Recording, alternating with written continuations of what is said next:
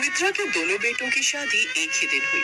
जहां उसकी बड़ी बहू अर्चना सरल स्वभाव की थी, तो वहीं छोटी बहू अंकिता काफी चंट और चालाक थी। ऐसे ही समय बीता और दोनों बहुओं को उस घर में आए हुए 6 महीने बीत गए। अंकिता का पति जहां ठीक ठाक कमाता था, तो वहीं अर्चना के पति की कमाई कुछ ज्यादा नहीं थी। इसलिए घर खर्च चलाने में अर्चना भी नौकरी करने लगी। अर्चना नौकरी करती थी और शाम को घर लौटती थी, इसलिए रात की रसोई का काम उसके हिस्से आया, जबकि दिन की रसोई अंकिता ने संभाली। एक रोज अर्चना सीधी ऑफिस से आई और रसोई में घुस गई। भाभी, आप अब आ रही हैं। आप जानती हैं ना, सबको डिनर समय पर चाहिए होता है, लेकिन फिर भी आपने आने में देर कर दी।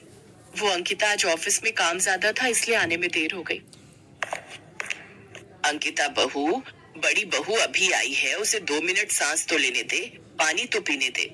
माँ जी, आप तो ऐसे कह रही है जैसे मैं इस घर की नौकरानी हूँ और सारे काम मैं ही करूंगी।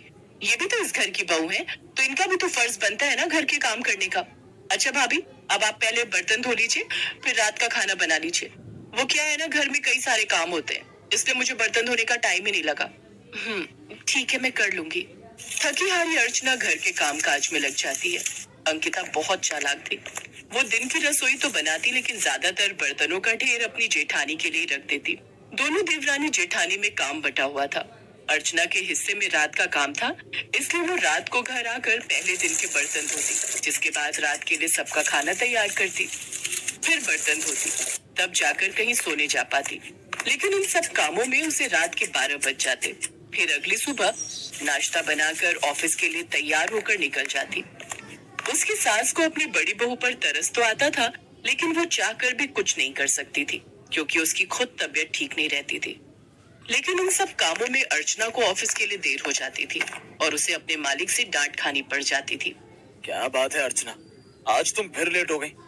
आखिर ऐसा कब तक चलेगा? अगर ऐसा ही चलता रहा ना, तो अपने लिए दूसरा ऑफिस ढूंढ लो। हमें लेट लतीफ स्टाफ की जरूरत नहीं है। सॉरी सर, लेकिन आगे से ऐसा नहीं होगा। और अगर आगे से ऐसा हुआ ना, तो मुझे तुम्हें निकालने में देर नहीं लगेगी। सबके सामने मैनेजर उस पर इस कदर चिल्लाया कि उसके आंसू निकल गए। फिर सारा दिन ऑफिस में काम करके घर आकर फिर रात की रसोई संभालो। अंकिता तो चालाक थी, उसने आसान सा काम पकड़ रखा था। वो दिन में दाल चावल उबाल कर फ्री हो जाती, जबकि बेचारी अर्चना को डिनर में रात को 2-2 सब्जियां बनानी पड़ती। फिर पूरे परिवार के लिए भरी गर्मियों में 1-1 घंटा खड़े रहकर ढेर सारी रोटियां बनाओ, वो अलग। भाभी, मेरा ना आज डिनर में कोफ्ते की सब्जी के साथ पराठा खाने का मन कर रहा है, तो आप मेरे लिए तो पराठे ही बना देना। और हाँ, मेरा खाना मेरे कमरे में ही भिजवा देना। वो क्या है ना, बहुत ज्यादा गर्मी है, तो मैं अपने रूम में एसी में बैठ कर ही खा लूंगी। ठीक है अंकिता, थोड़ा वेट करो, मैं लाती हूँ। अर्चना ने गर्मा गर्म पराठे अपनी देवरानी को जाकर दिए। एक रोज उसे तेज बुखार था। बड़ी बहू, तेरी तबीयत कुछ ठीक नहीं लग रही। तू ऐसा कर, तू सो जा। आज की रात की रसोई मैं देख लूंगी। नहीं माँ जी, आपकी तबीयत तो वैसे ही ठीक नहीं है। आप आराम करिए, मैं संभाल लूंगी। और वैसे भी कल संडे है, तो मेरी छुट्टी है, तो सुबह थोड़ा ज्यादा देर तक आराम कर लूंगी। ठीक है बहू, जैसी तेरी मर्जी। अंकिता अच्छे से जानती थी कि अर्चना की तबीयत ठीक नहीं है, लेकिन तब भी वो कभी उसकी मदद करने आगे नहीं आती। जहां अर्चना छुट्टी वाले दिन का बेसब्री से इंतजार कर रही थी, तो वहीं अंकिता को भी पूरे हफ्ते भर इसी दिन का इंतजार रहता। अगली सुबह, भाभी भाभी उठिए, आज आपकी छुट्टी है ना, तो सारा किचन साफ कर दीजिए। रसोई की अलमारियों और डब्बे बहुत गंदे हो रहे हैं। बहू, ये काम तो किसी और दिन भी तो कर सकती है। बड़ी बहू को एक दिन की तो छुट्टी मिलती है, अब उसे आराम भी करने दे। हाँ, मुझे भी तो आज का ही दिन मिलता है। और भाभी, मुझे आज पार्लर भी जाना है, इसलिए साफ सफाई के बाद सुबह का नाश्ता, फिर दिन का खाना आप ही देख लेना। और रात की रसोई तो आपको संभालनी ही है। कुछ देर बाद अंकिता ब्यूटी पार्लर के लिए निकल जाती है और अर्चना घर के कामकाज में लग जाती है। फिर दिन की रसोई बनाकर भी वो तैयार कर लेती है, लेकिन काफी देर तक इंतजार करने पर भी वो नहीं आती। फिर अर्चना ही उसके फोन पर फोन करती है, तो फोन एक आदमी उठाता है। देखिए, इनका एक्सीडेंट हो गया और सड़क पर खून से लथपथ पड़ी है। क्या? हे भगवान, आप मुझे बताइए, मैं अभी पहुंचती हूँ। अर्चना अपने जेठ और देवर के साथ उस जगह पहुंचती है। फिर सब मिलकर उसे अस्पताल ले जाते हैं। अंकिता के सर पर काफी चोटें आई थी, उन सब ने उसे अस्पताल पहुंचाया। देखिए, इनका काफी ज्यादा खून बह चुका है, हमें इन्हें खून चढ़ाना होगा। हमें खून की जरूरत है। हाँ तो मैं तैयार हूँ अपनी पत्नी को खून देने के लिए। हाँ, और जरूरत पड़ी तो मैं भी। देखिए, हमें सिर्फ ओ पॉजिटिव की ही जरूरत है।